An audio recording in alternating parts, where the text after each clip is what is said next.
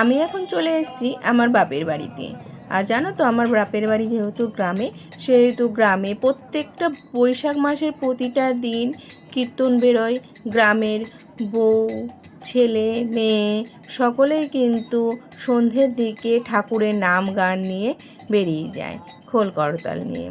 তো আজকে হলো বৈশাখ মাসের শেষ, তাই আমাদের বাপের বাড়িতেও এর আগেও কীর্তন বাড়িতে প্রবেশ করানো হয়েছিল। আজকেও শেষ, যেহেতু বৈশাখ মাসে, সেহেতু আজকেও কীর্তন বাড়িতে প্রবেশ করানো হলো। তাই এখানে তুলসীতলা যেটা, সেখানে ঠাকুরের নাম গান করা হয়। নাম গান করার পরে যার যেরকম সামর্থ্য অনুসারে এখানে লুট দেওয়া হয়। লুট দেওয়ার পরে যারা কীর্তন করে তাদেরকে খাওয়ানো হয় এবং দক্ষিণা দেওয়া হয়। এভাবেই কিছুক্ষণ নাম গান হলো ঠাকুরের। তারপরে যে যার বাড়ি থেকে আবার অন্য বাড়িতে ওনারা চলে যায়। আজকে কিন্তু ওনাদের প্রচুর চাপ, যেহেতু বৈশাখ মাসের শেষ দিন, তাই সকলেই কিন্তু সকলের বাড়িতেই কীর্তন প্রবেশ করান এবং যার যেরকম সামর্থ্য সেই অনুসারে কিন্তু লুট দেন। তো সবটাই তুলে ধরলাম। তো বন্ধুরা দেখতে থাকো। তো তোমাদের গ্রামেও কি এরকম, যাদের গ্রামের বাড়ি বন্ধুদের, তাদের ওখানেও কি এরকম বাড়ি বাড়ি কীর্তন প্রবেশ করে? আমার তো খুব ভালো লাগে, বৈশাখ মাসের এই সন্ধেটা আমার খুব খুব ভালো লাগে। তো দেখতে থাকো।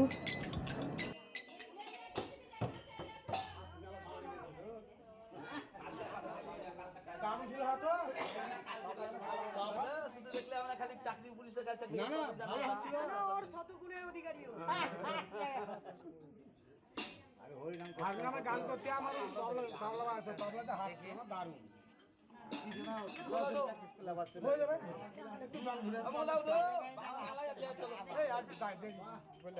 যেদিনকে